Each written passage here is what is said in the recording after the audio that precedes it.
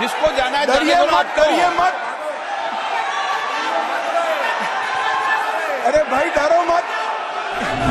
जो कह रहे हैं क्यों नहीं कर देते, कौन करे? हम करें। और फिर वायनाड रिजर्व हो गया है तो आप क्या करोगे? हमको कहोगे कि भाई पॉलिटिकल कर दिया। ओवैसी साहब नहीं, अगर हैदराबाद रिजर्वेशन होगा, रिजर्व हो गया तो कहोगे कि भाई पॉलिटिकल रिजर्वेशन कर दिया। अब समर्थन नहीं करोगे, समर्थन नहीं करोगे तो क्या जल्दी आरक्षण आ जाएगा? तो भी 29 के बाद आएगा। समर्थन कर दो, गारंटी हो गई। फिर जो सरकार आएगी उसमें जो बदलाव करेगी वो भी होगा। ये जो संविधान संशोधन है, ये संविधान संशोधन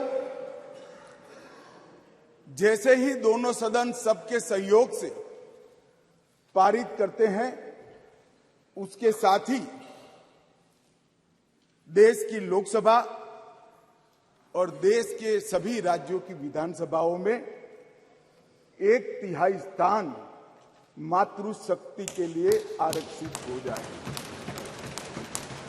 इसलिए ये बिल के अंदर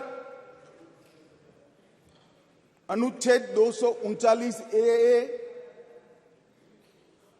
जो दिल्ली की विधानसभा से संबंधित है, उसमें बदलाव लेकर मेरे साथी मंत्री मेघवाल जी आए हैं। नया अनुच्छेद 330 ए जो लोकसभा में 1/3 मातृशक्ति का आरक्षण करेगा। नया अनुच्छेद 332 ए जो राज्यों की विधानसभा में 1/3 मातृशक्ति का आरक्षण करेगा। और इसके साथ साथ एससी और एसटी वर्ग के लिए जितनी भी सीटें रिजर्व है, उसमें भी 1/3 सीटें मातृशक्ति के लिए आरक्षित हो जाएगी। कुछ पार्टी के लिए महिला सशक्तिकरण एक पॉलिटिकल एजेंडा हो सकता है। कुछ पार्टियों के लिए महिला सशक्तिकरण, माननीय अध्यक्ष जी, एक राजनीतिक मुद्दा हो सकता है। कुछ पार्टियों के लिए महिला सशक्तिकरण का नारा ये चुनाव जीतने का एक हथियार हो सकता है।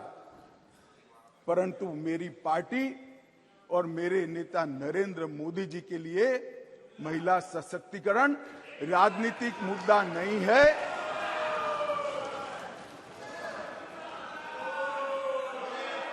फिर से सुनिए, मेरी पार्टी और मेरे नेता नरेंद्र मोदी जी के लिए महिला सशक्तिकरण राजनीतिक मुद्दा नहीं, मान्यता का सवाल है, मान्यता का सवाल। मान्यवर, ये जो प्रयास है, ये वो 5वां प्रयास है। पहली बार ये महिला आरक्षण बिल नहीं आ रहा है, पहली बार ये संविधान संशोधन नहीं आया है। तो क्या हुआ वो 4 संविधान संशोधनों का? क्यों आज मोदी जी ने लेकर आना पड़ा? देवगौड़ा जी से लेकर मनमोहन सिंह जी तक, बीच में 2 बार अटल जी ने, 4 बार प्रयास हुए, क्यों नहीं हुआ? कौन कारण था? किसके कारण पास नहीं हुआ? क्या प्रयास अधूरे थे? क्या मंशा अधूरी थी? या कुछ लोगों ने इस प्रकार का किया कि आगे हो ही न पाए? मान्यवर, ये मैं जरूर बताना चाहता हूं। मान्यवर, सबसे पहले इस संविधान संशोधन विधेयक 81वें संशोधन विधेयक के रूप में 12 सितंबर 1996 में आया। देवगौड़ा जी लाए। मुझे कोई आपत्ति नहीं है भाई, इसका पूरा यश कांग्रेस पार्टी में के अकाउंट में डालना है तो डाल दीजिए। आप भी वोट दे दीजिए, सहमति दे दीजिए, अपने आप आपको वोट मिल जाएगा। परंतु मैं जो स्थिति है, जो सच्चाई है, वो देश की करोड़ों माताओं बहनों को बताना चाहता हूं। ये विधेयक को पहली बार लेकर आए एचडी देवगौड़ा प्रधानमंत्री जी थे, तब ये सरकार लेकर आई। मान्यवर, उस वक्त कांग्रेस पार्टी विपक्ष में बैठा करती थी। देवगौड़ा जी की नहीं, और उनके ही कारण गिर गई थी, सरकार में नहीं थे, सरकार में नहीं थे। अरे बैठो यार। मान्यवर, विधेयक सदन में रखने के बाद विधेयक को गीता मुखर्जी की अध्यक्षता में एक संयुक्त समिति को दे दिया गया और संयुक्त समिति ने 9 दिसंबर 1996 को अपनी रिपोर्ट दे दी, परंतु दुर्भाग्य से विधेयक कभी सदन तक पहुंच नहीं पाया, आया ही नहीं। क्या हुआ मालूम नहीं। और जब 11वीं लोकसभा का विघटन हो गया तो अनुच्छेद 107 के तहत इस विधेयक को लैप्स माना गया और विधेयक वही चला गया। मान्यवर, फिर अटल जी प्रधानमंत्री बने। 14 दिसंबर 1998 में 84वां संविधान संशोधन विधेयक आया और ये विधेयक 12वीं लोकसभा के विघटन के साथ समाप्त हो गया, क्योंकि इसको पेश ही नहीं करने दिया। कुछ दृश्य हुए थे इस सदन में, मैं बोलना नहीं चाहता। अडवाणी जी के हाथ से बिल छीन लिए गए। नहीं, वो ठीक है। नहीं, अभी भी कर रहे हो ना आप, अभी भी कर रहे हो मान्यवर। और 12वीं लोकसभा के साथ अनुच्छेद 107 के तहत वो विलोपित हो गया। फिर 13वीं लोकसभा में अटल जी ही प्रधानमंत्री थे और हम फिर से बिल लेकर आए और उस पर भी चर्चा नहीं हो पाई। अब किसने नहीं की, किसने नहीं की, इसमें मैं जाना नहीं चाहता, क्योंकि आज मैं किसी को दोषारोपण करने के लिए नहीं आया हूं। मगर इस संसद ने, इस सम्मानीय गृह ने कभी न देखे हो इस प्रकार के कुछ दृश्य 13वीं लोकसभा में देखे, जो पुराने अनुभवी सांसद है उन्होंने देखे हैं मान्यवर। और वो भी अनुच्छेद 107 के तहत विलोपित हो गया। इसके बाद में संविधान का 108वां संशोधन डॉक्टर मनमोहन सिंह जी लेकर आए। मनमोहन सिंह जी संशोधन लेकर आए, वो पहले राज्यसभा में रखा, राज्यसभा में संशोधन पारित हुआ, उसके बाद में लोकसभा में लाने का मौका ही नहीं हुआ और वो विधेयक भी विलोपित हो गया। तो कल जो मैं कहता था अधीर रंजन जी कि विधेयक, आपने कहा कि विधेयक अभी लंबित है, लंबित नहीं है, जिंदा नहीं है, जीवित भी नहीं है। बैठ जाओ, मैं समझा देता हूं। आप बैठ जाइए, मैं समझा देता हूं। मान्यवर, जब लोकसभा का विघटन होता है, लोकसभा जब विघटित हो जाती है तो अनुच्छेद 107 के तहत लंबित विधेयक जितने भी है वो विलोपित हो जाते हैं, यहां पर नहीं रहते। नहीं, कल उन्होंने सवाल किया था कि विधेयक क्यों फिर से लाना पड़ा। हमारा विधेयक पड़ा है, नहीं पड़ा है, इसलिए विधेयक फिर से लाना। मैंने पहले ही कहा कि मैं कोई राजनीतिक उठापटक या जवाब देना नहीं चाहता, परंतु कई सारे सवाल उठाए गए। हमारी मंशा पर भी सवाल उठाए कि भाई तुरंत अमल में क्यों नहीं लाते, डिलिमिटेशन कमीशन क्यों और 2026 क्यों। मैं सारी चीजों का एक एक कर जवाब देना चाहता हूं।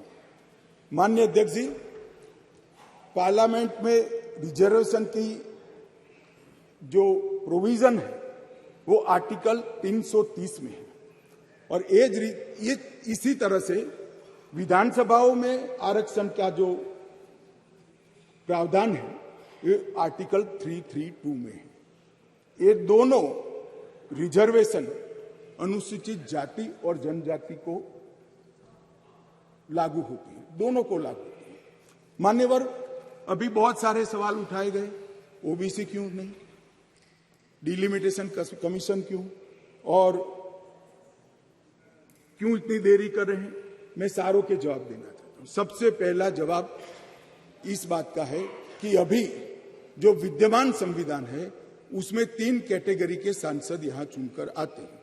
एक सामान्य कैटेगरी से आते हैं जिसमें हमारे ओबीसी भाई भी होते हैं, बहनें भी होती हैं, दूसरा SC कैटेगरी से आते हैं और तीसरा ST कैटेगरी। अभी ये 3 ही कैटेगरी उपलब्ध है मान्यवर। ये तीनों कैटेगरी में हमने 33% रिजर्वेशन माताओं का कर दिया है। और जहां तक सवाल है कि ऐसा क्यों किया, जो आगे मैंने कहा कि डिलिमिटेशन कमीशन क्यों बनाया, प्रोविजन क्यों रखा है और 2026 क्यों, मैं अब इस पर आता हूं मान्यवर। अभी जो संविधान संशोधन आया है, इसमें आर्टिकल 330A और आर्टिकल 332A इसके माध्यम से वुमेन रिजर्वेशन का प्रोविजन हमने किया है। और इसी के साथ साथ तीनों कैटेगरी में, सामान्य कैटेगरी में, SC कैटेगरी में और ST कैटेगरी में वर्टिकल रिजर्वेशन देकर 1/3 सीटों को महिलाओं के लिए, माताओं के लिए आरक्षित करने का काम ये संविधान संशोधन जो मेघवाल जी लाए हैं उसको लेकर आए हैं मान्यवर। अब डिलिमिटेशन कमीशन को पहले हम समझ लें। डिलिमिटेशन कमीशन हमारे देश की चुनाव प्रक्रिया को निर्धारित करने वाली एक महत्वपूर्ण इकाई का कानूनी प्रावधान है और वो अपॉइंटमेंट से होती है, मगर वो क्वासा जुडिशियल प्रोसीडिंग्स होती है। इसकी अध्यक्षता सुप्रीम कोर्ट के रिटायर्ड जज करते हैं। इसके अंदर चुनाव आयुक्त के एक प्रतिनिधि भी होते हैं और भी 2-3 संस्थाओं के प्रतिनिधि होते हैं जो चुनाव की प्रक्रिया के साथ जुड़े हुए होते हैं। और इसके कानून के तहत सभी मान्य राजनीतिक दलों के एक सदस्य भी उस डिलिमिटेशन कमीशन के मेंबर होते हैं। अब 1/3 मान्यवर 1/3 सीटों का रिजर्वेशन करना है तो वो सीटों कौन तय करेगा? ये जो कह रहे हैं क्यों नहीं कर देते, कौन करे? हम करें। और फिर वायनाड रिजर्व हो गया है तो आप क्या करोगे? हमको कहोगे कि भाई पॉलिटिकल कर दिया। ओवैसी साहब नहीं, अगर हैदराबाद रिजर्वेशन होगा, रिजर्व हो गया तो कहोगे कि भाई पॉलिटिकल रिजर्वेशन कर दिया। इसलिए ये बहुत अच्छा है कि ये डिलिमिटेशन कमीशन जो क्वासा जुडिशियल प्रोसीडिंग से चलता है, हर राज्य में जाकर, हर क्षेत्र में जाकर ओपन हियरिंग देकर ट्रांसपेरेंट पद्धति से इसका नीति निर्धारण करता है, वो डिलिमिटेशन कमीशन से इसका निर्धारण हो। इसके पीछे केवल और केवल पारदर्शिता का ही सवाल है मान्यवर। कोई पक्षापक्षी नहीं होनी चाहिए। और मान्यवर, मैं इतना ही कहना चाहता हूं कि कुछ लोगों ने आज सोशल मीडिया में भूमिका बनाना शुरू की है। हालांकि बहुत मुझे अच्छा लगा, सबको मैंने सुना है, सबने समर्थन करने का अपने भाषणों के अंदर वादा किया है, परंतु सोशल मीडिया में कुछ लोग भूमिका बना रहे हैं कि भाई इस विधेयक को इसलिए समर्थन न करो कि इसमें डिलिमिटेशन कमीशन का है और अभी के चुनाव में नहीं होगा। कुछ लोग कह रहे हैं इसमें ओबीसी आरक्षण नहीं है, मुस्लिम आरक्षण नहीं, इसलिए समर्थन न करो। मैं अलग कहता हूं, अब समर्थन नहीं करोगे, मान्यवर, ये जो वादा किया था वो मोदी जी ने पूरा किया है। और ये सारे जो ओबीसी का राग आलपते हैं उनको मैं कहना चाहता हूं, आपकी पार्टियों ने कभी ओबीसी प्रधानमंत्री नहीं बनाया, भारतीय जनता पार्टी ने ओबीसी प्रधानमंत्री बनाया मान्यवर। इसलिए मैं सभी दल के सांसदों को एक विनती करना चाहता हूं, आपको लगता है इसमें कुछ अधूरा है तो कल सुधार लेंगे, मगर हम जो लेकर आए हैं वो महिलाओं के सम्मान की बात है। कृपया उसका समर्थन कीजिए। 4 बार इस संसद को, देश की माताओं को हमने निराश किया है। इस बार राजनीतिक पक्षापक्षी से ऊपर उठकर दलगत राजनीति से ऊपर उठकर हम सब ये विधेयक का समर्थन करें। और यश आपका भी है, हमारा भी है, छोटे से छोटे निर्दलीय सांसद का भी है। ये यश संसद का है, सदन का है। हम सब मिलकर इसको पारित करें, यही मेरा सबसे अनुरोध है। संविधान की स्कीम है, देश की नीतियों का निर्धारण इस देश की कैबिनेट करती है। इस देश की सरकार करती है, इस देश की संसद करती है। और आंकड़े अगर आपको चाहिए तो मैं बता देता हूं, सुनने के लिए आप बैठे नहीं हो। भारतीय जनता पार्टी के सांसद में 29%, 85 सांसद ओबीसी कैटेगरी के हैं। कंपैरिजन करना है तो आ जाइए। और मान्यवर मंत्री भी 29 ओबीसी कैटेगरी के हैं। नरेंद्र मोदी जी जब पहली बार संसद के अंदर नेता चुने गए, और कहा गया उनको भाषण करने के लिए, लिखा हुआ भाषण एक साइड पे रह गया। उन्होंने कहा 2014 में मेरी सरकार दलितों की सरकार है, आदिवासियों की सरकार है, पिछड़ों की सरकार है, महिलाओं की सरकार। और मान्यवर आज देश के 80 करोड़ गरीबों को घर, शौचालय, बिजली, पानी, दवाई, गैस का सिलेंडर और खाने के लिए अनाज देने के बाद आज माताओं के लिए 33% आरक्षण नरेंद्र मोदी जी लेकर आए हैं। और मोदी जी ने ये जो वादा किया था, मान्यवर, ये जो वादा किया था वो मोदी जी ने पूरा किया है। और ये सारे जो ओबीसी का राग आलपते हैं, उनको मैं कहना चाहता हूं, आपकी पार्टियों ने कभी ओबीसी प्रधानमंत्री नहीं बनाया। भारतीय जनता पार्टी ने ओबीसी प्रधानमंत्री बनाया। मान्यवर, इसलिए मैं सभी दल के सांसदों को एक विनती करना चाहता हूं। आपको लगता है इसमें कुछ अधूरा है तो कल सुधार लेंगे, मगर हम जो लेकर आए हैं वो महिलाओं के सम्मान की बात है। कृपया उसका समर्थन कीजिए। 4 बार इस संसद को, देश की माताओं को हमने निराश किया है। इस बार राजनीतिक पक्षापक्षी से ऊपर उठकर दलगत राजनीति से ऊपर उठकर हम सब ये विधेयक का समर्थन करें। और यश आपका भी है, हमारा भी है, छोटे से छोटे निर्दलीय सांसद का भी है। ये यश संसद का है, सदन का है। हम सब मिलकर इसको पारित करें, यही मेरा सबसे अनुरोध है। मान्यवर, ये जो वादा किया था वो मोदी जी ने पूरा किया है। और ये सारे जो ओबीसी का राग आलपते हैं, उनको मैं कहना चाहता हूं, आपकी पार्टियों ने कभी ओबीसी प्रधानमंत्री नहीं बनाया।